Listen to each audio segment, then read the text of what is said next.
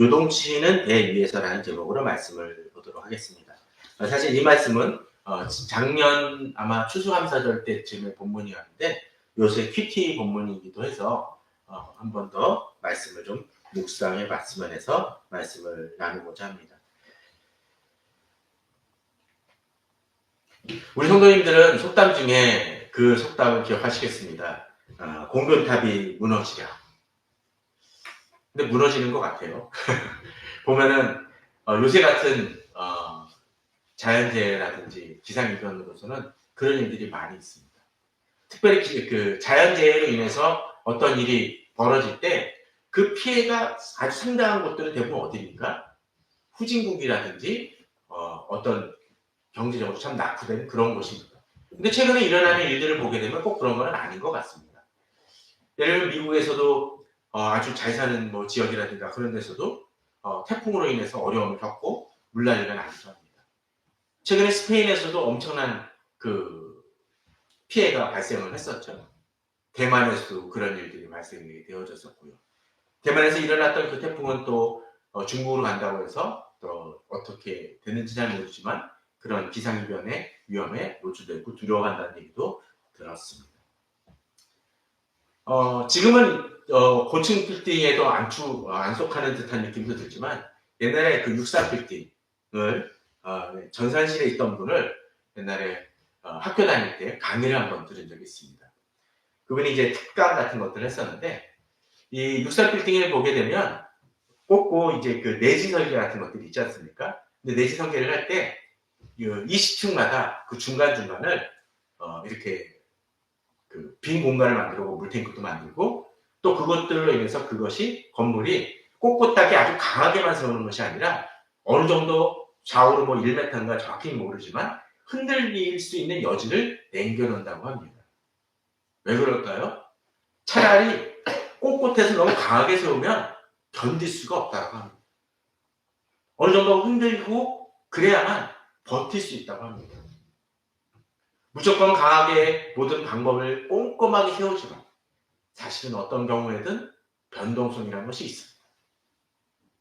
우리들의 삶이 그런 것 같습니다. 우리가 나름대로 여러 가지 계획을 세우지만 특별히 최근에 MBTI 뭐 그런 성격을 보면 어떤 확연하게 계획을 세웠을 때 거기서 조금이라도 벗어나면 불안해하고 힘들어하는 사람들 있죠. 막 화를 내는 사람들도 있습니다. 그런데 삶이 그렇습니까? 그렇지 않을 때가 많이 있곤 합니다. 특별히 시편 107편은 그런 모습들을 많이 보여줍니다. 근데 그런 변동성이 발생되어지는 많은 일들 중에서 그 요인들이 여러 가지가 있을 수 있죠. 어떤 것이 있을 수 있을까요? 자기가 부정을 행했을 때 그럴 수 있을 것 같아요. 그죠? 최근에 무슨 흑백 요리사인가 저는 보지는 않았지만 거기에서 여러 사람들이 스타가 되어졌습니다. 그런데 그 스타가 된 것만이 아니라 그렇게 스타가 되긴 했는데 그것으로 인해서 오히려 그것을 행하느니 못하게 된 사람들도 여러 발생되고 있지 않습니까? 어떤 사람은 과거에 잘못한 것들이 다 드러나가지고 기존의 사업마저도 흔들리거나 접어야 되는 사람들도 발생되었습니다. 가끔 그런 사람들을 볼 때마다 그런 생각들이 좀 들어요. 아니 그걸 예측을 못했을까? 왜 그럴까요? 어쩌면 자기가 있던 영역 속에서는 그게 별로 문제가 안 됐었을 것 같아요. 주변 사람들을 어느 정도 속일 수 있고 또 어느 정도 그 사람들은 용납해주는 사람이었을지도 모릅니다. 그런데 큰 세상 속에서 나가니까 이거가 더 검증이 되어지고 문제가 되어지죠. 정치 지도자들도 그렇지 않습니까? 그냥 평범하게 살아갈 때는 그럼 저 사람은 나쁜 사람이거니 하지만 그 사람이 부각되어지고 세상에 놓여질 때는 그러한 모든 것들이 마치 발가벗겨져서 나타나는 것처럼 검증을 받고 문제가 되어지기도 합니다. 우리들의 삶이 그런 것 같습니다. 그저 한 영역 속에서만 머물고 내 틀에서만 되어지면 아무 문제 없을 것 같지만 세상은 여러 가지 변수가 있고 힘듭니다. 그러기에 어떤 때 우리들은 그렇습니다. 우리 아이들을 어떤 데 성장해서 밖에 내보낼 때도 그런 부담이 있지 않습니까? 이 아이가 잘 살까? 지난주에 이태원 참사가 벌어진 지 2주기가 되지만 그 이태원에 관한 그 책을 썼던 어떤 분이 있습니다. 물론 그분은 유가족도 아니고 관계된 사람은 아니었는데 그분은 어떤 사람이었냐면 이태원 근처에 사는 어떤 사람이었습니다. 근데 그에 관계된 책을 썼어요. 왜 그랬냐면 그 이태원 참사가 벌어지던 날 자기 아들도 외출을 해가지고 어디 놀러 간다 그랬었거든요. 어디로 놀러 간지는 얘기를 안 했죠. 그런데 문제는 그 일이 터지고 나서 얘한테 연락을 하는데 연락을 전혀 안 받더라는 거예요. 밤새. 그래가지고 이분이 이태원 근처 가서 뒤지고 했는데 나중에 이렇게 새벽쯤에 돼서야 아들이 이제 연락을 받았는데 어디 가서 놀고 있었어. 이태원 아무 관계 없는. 그때 겪었던 분은 이분은 자기 아들이 안전하다는 것만이 아니라 자기 아들은 무사한데 많은 사람이 죽었구나라는 것 자체 때문에 충격을 받았었다고 하더라고요. 그래서 이것이 결코 나를 제외가 내가 안전하다고 되는 문제가 아니구나라고 해서 그 책을 썼다고 합니다. 우리들의 삶이 그런 것 같습니다. 오늘 방송에도 보면은 뉴스에도 보면은 강남에서 어느 운전자가 막 역주행하고 막 그래가지고 강남 한복판에서 8대를 들이받고 그랬었다고 그러지 않습니까? 그런 일이 벌어졌구나. 하지만 실제로 그런 일들은 내 옆에서도 누군가에게 일어나고 어쩌면 그 많은 사람들은 그 사고를 당한 사람들은 자기는 그런 일이 벌어지지 않을 거라고 생각했던 사람 중에 한 사람이었을 것입니다. 난 오늘 이 사고가 일어날 거야. 난 믿어. 라고 하는 사람이 있습니까? 없죠. 우리의 삶이 그런 것 같습니다. 그래서 어떤 때는 잘못을 행해서 벌어지는 일도 있지만 그것과는 상관없이 내가 열심히 살았음에도 벌어지는 일들이 있다라는 것이죠. 오늘 읽었던 본문은 특별히 자기가 예측하지 않았던 일, 특별히 잘못하지 않았음에도 발생되는 사람에 관한 얘기입니다. 23절에 배들을 바다에 띄우며 큰 물에서 일을 하는 자는이라고 되어 있습니다. 배를 바다에 띄우며 큰 물에서 일을 하는 자. 이것을 통해서 보게 되면 이 사람은 어떻습니까? 그냥 큰 물이라는 것을 보게 되면 배도 상당히 크고 그래도 안전했을 것 같아요. 자신의 계획을 세웁니다. 이걸 통해서 이 사람은 뭘 했을까요? 그죠? 유람선입니까? 타이나? 그럼 아니겠죠. 그 당시는 분명히 상업적인 목적이었을 것입니다. 큰 물이라는 것을 보면. 아무래도 물고기를 잡기 위해서 원형어선이 있었을 때도 아니고 특별히 그렇게 가는 사람은 없었겠죠. 상업 무역을 했던 사람일 것입니다. 어쩌면 몇 달에 걸쳐서 배를 운행해서 다른 나라로 가서 좋은 것을 사다가 이득을 얻으려는 그런 사람들일 것입니다. 우리들은 그런 계획을 세웁니다. 인생처럼 그런 계획들을 세워 나가곤 합니다. 그런데 이렇게 계획을 세우면서 나아갈 때 어쩜 우리들의 삶이 꼭 이런 바다가 아니더라도 큰 물, 여러 가지 계획을 세우고 인생의 계획을 세우며 살아가는 많은 사람들이 대부분입니다. 그런데 한 가지, 이 본문을 볼 때 여러 사람들이 계획을 세우며 나아가지만 한 가지 간과하는 것들이 있게 된다는 거죠. 자기가 계획을 세우고 몇 달 뒤면 이곳에 가고 도착할 거라고 생각을 하면서 가지만 실제로는 그렇게 진행되지 않는 일들이 많이 있다는 거죠.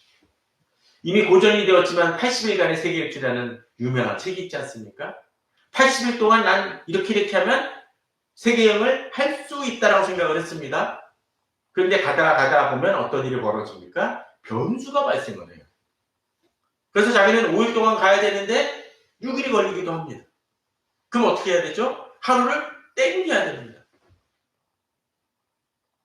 제일 마지막 때 81일인가 제가 정확히 기억은 안 나지만 81일쯤 돼요. 80일에 딱 도착을 해야 되는데 친구들과 약속을 해서 뭐 전재산인가 걸었었는데 80일 이미 계산이 틀려져가지고 하루를 오버했습니다. 자기는 이제 실패했구나 생각을 했습니다. 그런데 어떤 일이 벌어집니까? 제 기억상으로는 지구를 거꾸로 갔기 때문에 하루가 세이브 됐던, 이 사람은 자기도 정확하게 계산했지만 바로 그 변수까지는 그 당시로서는 생각하지 못했다는 것이죠. 우리들은 계획을 세우지만 아닐 때가 있습니다. 근데 오늘 특별히 본문에서 24절에서는 이제 큰 문에서 일을 하는 자가 있지만 이제 어떤 것을 봅니까? 여호와께서 행하신 일들과 그의 기이한 일들을 어디서? 깊은 바다에서 본다고 되어 있습니다. 이것은 어떤 의미일까요? 내가 큰 배를 만들고 안전한 계획을 세워나가지만 자기 계획을 넘어서 누가 이것을 행하십니까? 하나님이 행하시고 하나님이 기이한 일들을 이루시는 것을 바다에서 본다는 것입니다. 자기가 계획을 세우지만 하나님이 행하신다는 거예요. 그런 것들 어떤 것이 있을까요? 햇빛이 나거나 구름이 끼거나 비가 오거나 바람이 부는 모든 것들이 그렇습니다. 또 그의 기이한 일들은 뭘까요? 용소즘, 용오름인가요? 그런 물기둥이 있을 수도 있겠고 또 갑자기 커다란 고래가 지나가는 모습을 볼 수도 있겠고 일들이 있을 수 있습니다. 그런데 이것을 어디서 봅니까? 깊은 바다. 23절에서는 큰 물이라고 그랬죠? 24절에서는 깊은 바다입니다. 이 특징은 뭐가 있을까요? 연관성을 보면 어떤가요? 커다란 배를 가지고 운행하고 안전하게 가지만 그가 있는 토대는 어떤 곳입니까? 바다라는 거예요.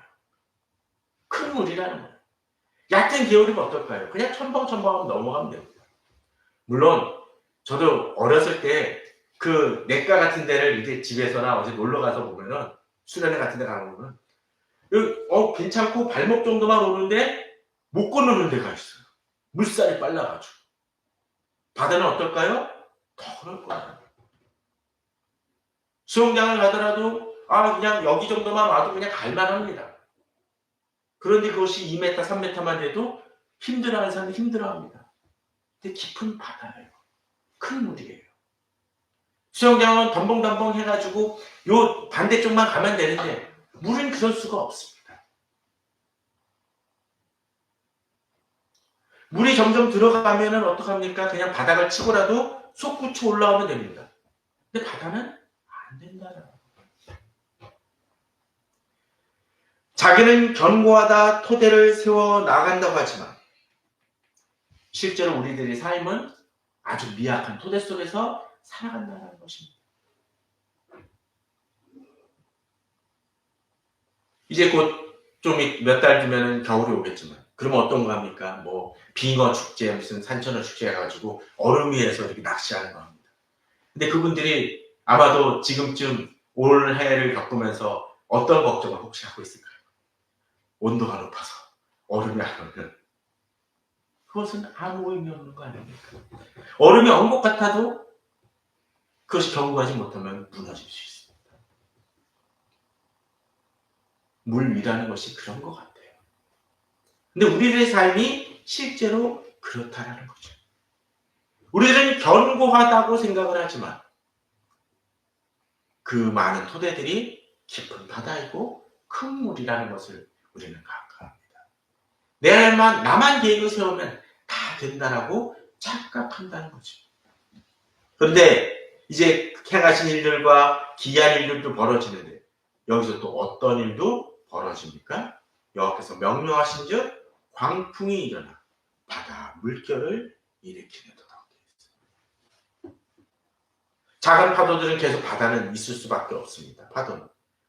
그런데 그것으로 그치지 않을 때가 있죠. 광풍이 일어납니다. 그래서 큰 파도가 일어납니다. 그럴 때 사람이 계획하고 일을 하려고 했던 그 모든 일들이 차질을 빚고 곤란을 겪고 어려움을 겪습니다. 이것은 죄의 문제하고는 아무 상관이 없습니다. 자연 속에서 벌어지는 일들이라는 거죠. 우리들은 그런 일들을 벌어질 수 있다는 것을 생각을 해야 됩니다. 행하신 일들, 기이한 일들처럼 어쩌면 그런 일들을 나의 삶의 현장 속에서, 세상 속에서 하나님은 이렇게 일을 이루시고 행하십니다. 그러한 속에서 우리가 살고 있다는 것을 어떤 때가 아니라 항상 인지하고 살아가야 됩니다. 그러게 한 걸음 한 걸음 나아갈 때마다 우리는 하나님을 의탁하고 나아가야 된다는 거죠. 종종 하나님의 뜻을 어디까지 물어야 되느냐라고 얘기하면서 어떤 사람들은 논쟁을 할 때 그럽니다. 내가 어느 학교를 가고 어떤 사업을 하고 내가 어떤 직장을 그만두고 말고 막 그런 얘기를 하지만 하나님의 뜻은 그런 것에만 머무는 것이 아니라 어떤 때는 우리가 간단하게 식사를 택하고 먹는 것마저도 하나님의 주관 속에 있다는 우리는 좀 돌아볼 필요가 있습니다. 물론 그렇다고 해서 내가 오늘 점심을 짜장면을 먹어야 되는 짬뽕을 먹냐 어느 것이 하나님의 뜻입니까? 라고 기도하라는 것이 아니라 그 속에서 섬세하게 하나님께서 나를 인도하고 계심을 믿고 의탁하며 나아간다. 하나님의 뜻에서 어긋날까 그러는 것이 아니라 하나님이 나를 돌아보고 계시다는, 나의 모든 삶 속에 역사하고 계시다는 것을 바라보며 나아가야 된다는 것입니다. 그런데 이제 우리는 한 가지 좀 돌아볼 필요가 있습니다. 26절에 보게 되면 이로 인해서 어떤 일이 벌어집니까? 그들이 하늘로 솟구쳤다가 깊은 곳으로 내려가는 그 위험 때문에 그들의 영혼이 녹는다고 되어 있습니다. 아주 큰 배입니다. 그죠? 그리고 안전하다고 생각을 했지만 자기가 있는 토대가 그렇게 연약하다는 것을 이들은 어려움을 통해서 겪습니다. 하늘로 솟구칩니다. 또 깊은 곳으로 내려갑니다. 근데 그런 위험 속에서 어떤 일이 벌어지나요? 그들의 영혼이 녹는다. 이것은 신앙이 안 좋아서, 신앙이 아직은 초신자라서 영혼이 녹는 것이 아닙니다. 삶 속에서 우리는 이런 경험들을 할 수밖에 없습니다. 월미도에 가면 하고 있는 그 디스코 팡팡이라는 것처럼 오르락 내리락 하면서 멀쩡하던 사람도 비명을 지르면서 엄마야 다 큰 사람이 나기도 하죠. 롤러코스터를 탈 때도 역시 마찬가지일 겁니다. 번지점프를 할 때도 마찬가지일 것입니다. 이것은 어떤 면에서는 재미로 하는 것일지 모르지만 우리들의 삶 속에서도 그런 일들이 벌어짐을 통해서 우리들은 영원히 녹아버릴 것처럼 어려움을 겪을 수 있습니다. 그런데 그런 속에서 우리들은 어떤 일을 벌입니까? 이에 그들의 고통 때문에 여호와께 부르짖게 됐다고 되어 있습니다. 고통이 있음으로 인해서 여호와께 부르짖습니다. 자기가 행하는 것이 아니라는 것을, 자기를 넘어서 하나님이 행하신다는 것을 깨닫게 된다는 거죠. 배를 운행하던 사람들은 작은 파도라든지 바람이 좀 부는 것이든지 햇빛이 나고 비가 좀 내리는 것은 사실은 하나님이 행하시는 일이라는 생각을 하지 못했을 것입니다. 그런데 이것을 통해서 깨닫게 됩니다. 그리고 여호와께 부르짖게 되고 있는 모습을 보게 됩니다. 근데 성경을 보면서, 이 부분을 보면서 저는 이 생각이 들었습니다. 두 가지 복음서의 본문입니다. 비슷하면서 좀 다른 거죠. 마태복음 14장 24절에 보면 우리들이 잘 아는 내용이 있습니다. 예수님이 사역을 행하시고 이제 그 행하신 일들을 정리하시느라 먼저 제자들을 떠나보내십니다. 호수적으로. 이들 제자들끼리 이 배를 건너서 이제 다른 배 쪽으로 가게 되는데 그 배에는 누가 탔습니까? 베드로, 야고보, 요한 같은 사람이 탔습니다. 이들의 직업은 뭐였죠? 어부입니다. 그러니까 어떻게 하겠어요? 배에 젓는 데는 능숙한 사람들입니다. 이미 육지에서 술이나 떠나 있습니다. 바다 같은 큰 물은 아닐지언정 이것도 상당히 큰 물이겠죠. 술이나 떠나 있다는 건 뭡니까? 이제 쉽게 돌이킬 수 없는 것입니다. 근데 물결로 말미암아 고난을 당했다고 되어 있습니다. 그런데 자기들이 어찌할 수 없고 고난 당하고 있을 때 어떤 일이 벌어집니까? 밤사경에 예수께서 바다 위로 걸어서 제자들에게 오십니다. 그런데 제자들은 어떻습니까? 예수님의 오심을 보며 유령이라 하며 무서워 소리 질렀다고 되어 있어요. 그러한 제자들을 보고 예수님께서 안심하라, 나다라고 얘기하십니다. 그리고 어떤 일이 벌어지나요? 베드로도 이제 나도 주님, 제가 주님 물 위로 걷겠습니다. 잘하는 구절이죠. 그러다가 어떡하죠? 물에 빠집니다. 그리고 나를 구원하여 달라고 하고 예수님께서 건지시고 주님께서 배에 오르시니까 바람이 그쳤다라고 되어 있습니다.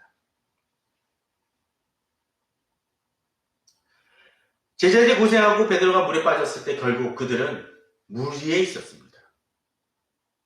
그들은 익숙하고 물결이 평안할 때는 이곳은 평안하다, 난 잘 가고 있다라고 생각했지만 사실 그곳은 어떤 곳? 평안할 수 없는 곳, 안정될 수 없는 물이었습니다. 그들의 손으로서는 어찌할 수 없는 곳이었습니다. 다음 구절에서도 그런 구절이 나옵니다. 마가복음 4장에 보게 되면 예수님께서는 이번에는 우리가 저편으로, 제자들이 있을 때 우리가 저편으로 건너가자고 합니다. 그리고 예수님이 배에 모시고 가는데 어떤 일이 벌어집니까? 또 여기서도 물결이 배에 부딪히고 큰 광풍이 일어나서 배가 위험에 빠집니다. 그런데 이때 어떤 일이 있었죠? 예수님께서는 어떻게 하셨습니까? 배에서 주무시고 계셨습니다. 그래서 제자들이 왜 죽게 된 것을 돌아보지 아니하시나이까라고 하죠. 그리고 역시 여기서도 주님께서 물결을 잔잔하게 하시는 장면이 등장을 합니다. 앞서 베드로 사건이라든지 이 예수님이 주무시다가 벌어진 이 사건을 보게 되면 비슷한 모습이 하나 있죠. 그들이 물 위에 있었다라는 것이고, 근데 물 위에 있긴 했는데 한쪽은 어떠셨죠? 예수님이 없었죠. 그죠? 첫 번째 사건에서는. 여기서는 어떻습니까? 예수님이 계셨는데도 그들은 그렇습니다. 예수님이 계시긴 했지만 그들은 어떻게 합니까? 예수님보다도 광풍과 지금의 상황에 더 두려워 떨어갑니다. 예수님이 계시긴 하지만 그들 마음속에는 예수님이 자리하지 못하고 예수님이 이 일을 주도하신다는 것을 잊고 있다는 측면에서 한쪽은 실질적인 예수님의 부재라면 두 번째 경우에는 어떻죠?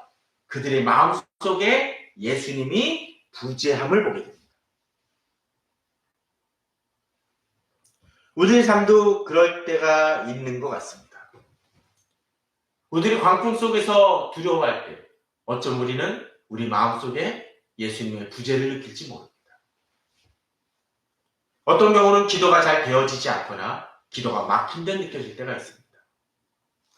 또 어떤 사람은 성경을 읽지 있지만 답답함을 느낄 때도 있다라는 것이죠. 우리가 그럴 수 있습니다. 우리들의 삶이 살아갈 때 있어서 내가 너무 불안할 때 어쩌면 주님의 그 주재권을 제대로 느끼지 못하고 살아갈지도 모릅니다. 그럴 때 우리들은 좀 돌아봐야 될 것입니다. 근데 이들의 평안이 임하게 되는 경우가 어디 있습니까? 바로 주님이 그 물결을 진정시키시고 또 그들의 마음을 진정시키시는 것을 보게 됩니다. 그런데 한 가지 우리는 더 주목해 볼 것이 있습니다. 그렇게 주님께서 이들의 문제를 해결해 주시기에 다가오실 때 앞서 예수님이 저 반대쪽에서 걸어오실 때 이 제자들의 반응은 뭐였었죠? 예수님을 다가오는데 유령이다라고 생각을 했습니다. 물 위를 걸었던 베드로의 경우는 특별히 또 어떻게 했습니까? 베드로는 예수님을 바라보면서도 바로 옆에 물결을 예수님을 따라 걸으면서도 바로 옆에 물결을 바라봄을 통해서 물속에 빠지게 되는 장면이 있었습니다. 그런 것 같아요. 앞서 예수님의 부재를 느끼기도 하지만 예수님의 뜻대로 나아가면서도 우리는 불안할 수 있습니다. 왜? 예수님보다 세상이 더 바로 내 앞에서 작용하고 있기 때문에, 주님 앞에까지 아직은 나아가지 못하고 있기 때문에 바다 물결이라든지 폭풍을 하든지 그런 것들이 나를 더 떨리게 할 수 있습니다. 가끔 그런 장면들 있죠? 영화 속이나 그런 데서 어떻습니까? 이쪽에서 어쩌고 반대쪽으로 이 절벽이 있는데 뛰었습니다. 그러고서는 주인공이 여기 딱 떴는데 한 사람이 여기서 못 뛰고 있습니다. 내가 손을 잡아줄 테니까 그냥 거기 놔 하는데도 놓지 못하고 버티는 길에 나가 있어. 아무리 꽉 잡아주고 자기를 지탱하는 것이 있다 할지라도 어떤 때는 두려움 때문에 우리가 그것을 놓지 못할 때가 있다라는 것이죠. 또 예수님이 배에서 주무실 때도 뭐합니까? 예수님이 계심에도 그들은 두려워합니다. 주님의 통해서 너무나 놀라운 역사들을 보았음에도 불구하고 그 한가운데 주님이 계시고 계심에도 주님이 주무시기 계시기 때문에 그들은 두려워합니다. 만일 그 배에서 풍랑에서 배가 가라앉으면 제자들만 죽습니까? 누구도 죽어요? 예수님도 같이 물에 빠집니다. 예수님도 같은 상황임에도 불구하고 그들은 두려워합니다. 근데 우리들의 삶이 그런 것 같습니다. 주님을 믿는다고 하지만 정작 주님을 제대로 의탁하지 못하고 하나님을 의탁하지 못하고 살아갈 때가 많이 있습니다. 그런데 그래서 어떤 일이 벌어집니까?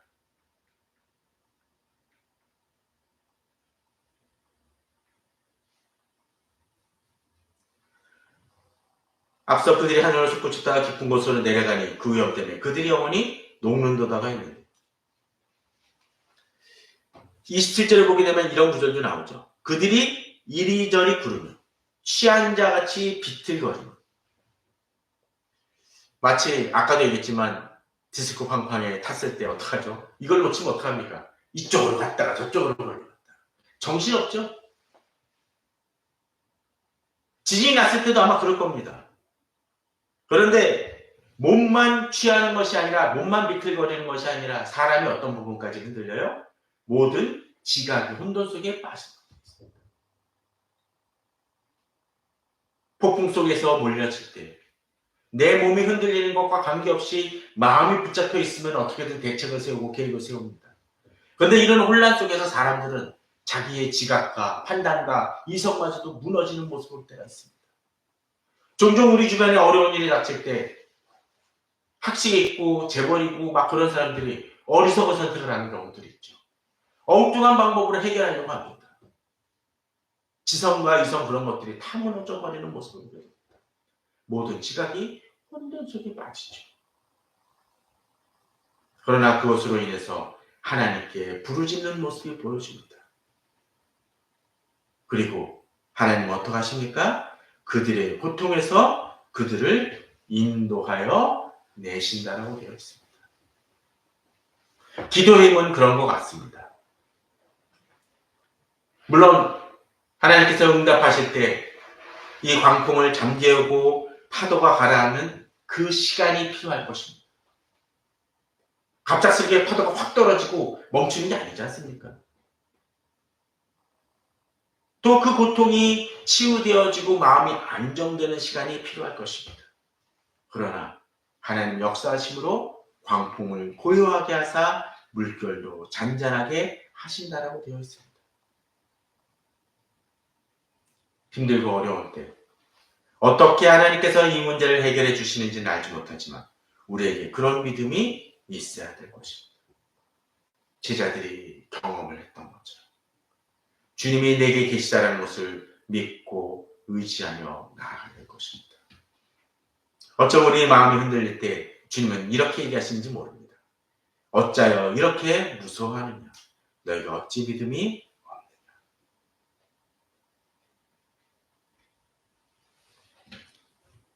그러나 그러한 제자들과 또 베드로였다 할지라도 이제 광풍이 잦아들고 물결이 잔잔해짐을 통해서 어떤 것을 누립니까? 평온함을 누리게 되어진다고 본문은 이야기해 줍니다. 물은 예전과 동일한 물입니다. 큰 물이고 깊은 바다입니다. 그런 하나님이 그것을 붙잡아 주시자 이제 평온함이 임합니다. 잔잔한 물이 됩니다. 그랬더니 어떤 일이 벌어집니까? 그들의 마음도 평온과 기뻐함이 넘치게 되죠. 우리들이 세상에서 일하는 여러 가지 일로 인해서 우리들이 근심하지 않을 수 없습니다. 또 불안하지 않을 수 없습니다. 마음이 녹아나지 않을 수 없습니다.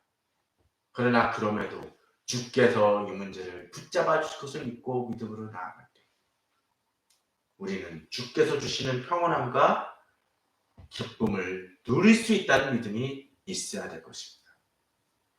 그런데 오늘 본문에는 전 30절이 참 마음에 듭니다. 뒷부분이죠. 여호와께서 그들이 바라는 항구로 인도하신도다고 되어 있습니다. 사실 바다는 길이 없지 않습니까? 어떤 도로가 있고 이리로 가야 된다는 표지판이 있을 수 없습니다. 내비게이션도 쉽지 않습니다. 그러나 그 길을 하나님이 인도하십니다. 바라는 항구로 인도하신다고 되어 있습니다. 인생이 그런 것 같습니다. 앞서 얘기했던 것처럼 내가 계획을 세우고 여러 가지는 하지만 여러 가지 변수가 있습니다. 아마도 삼성전자를 가지고 반도체 때문에 투자를 했던 많은 사람들이 있지만 지금은 힘들어합니다. 아니 삼성전자만큼은 누가 이 어려움을 겪을 거라고 전혀 생각지 않아요. 어떤 사람들은 테슬라만큼은 괜찮을 거라고 역시 투자하는 분들도 있을 겁니다. 엔비디아도 그럴 것입니다.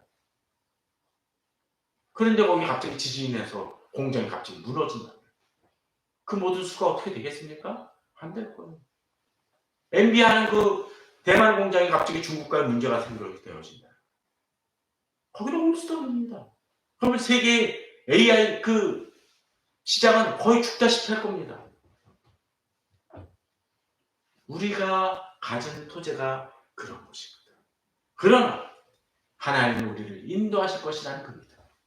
어떤 때는 돌아가는 것 같이 비춰지고 어떤 때는 막히는 길처럼 비춰진다 할지라도 하나님이 나를 인도하신다는 믿음이 있어야 할 것입니다. 앞서 교회를 오는데 또 마라톤을 해가지고 길이 막혔습니다. 내가 생각하기에는 이 시간만 좀 넘으면 될 거라 생각이 되어지는데 교통통제 시간은 확 늘어나 있었습니다. 안 되겠다. 이쪽으로 빠지면 좀 빠르겠거니 해서 빠졌는데 길이 막혀 있습니다.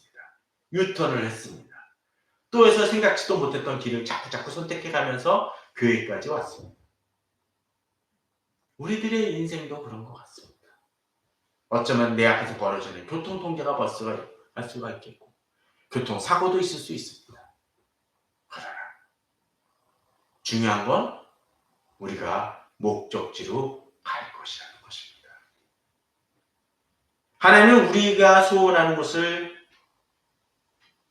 막으시거나 너 그건 절대 안 되라고 그냥 무조건 막으시는 하나님이 아닙니다.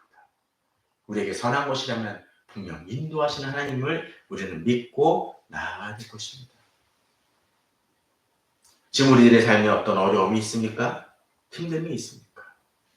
당장은 폭풍과 치고 광풍이 몰고 태풍이 무는 것 같지만 주께서 행하신다는 것을 믿고 비록 지금 마음이 녹아내리고 힘들다 할지라도 주를 바라보며 나아가시는 우리가 되길 바랍니다. 오늘 저희들이 주보에 나왔던 그 구절을 보게 되면 15절에서 39절인데 15절과 39절은 같은 구절입니다. 31절은 같은 구절입니다. 여호와의 인자하심과 인생에게 행하신 기적으로 말미암아 그를 찬송할지어다. 31절과 15절. 인자하심, 인생에게 행하신 기적. 하나님이 우리 인생에게 행하시는 기적을 바라보며 믿음으로 나아가시길 바랍니다. 당장 그 답이 없는 것 같다고 느껴진다 할지라도 하나님이 내 속에 있는 광풍을 잠재우시고 나를 바라는 항구로 인도하실 것이라는 믿음을 가지고 주께서 주시는 평온함으로 나아가시길 바랍니다.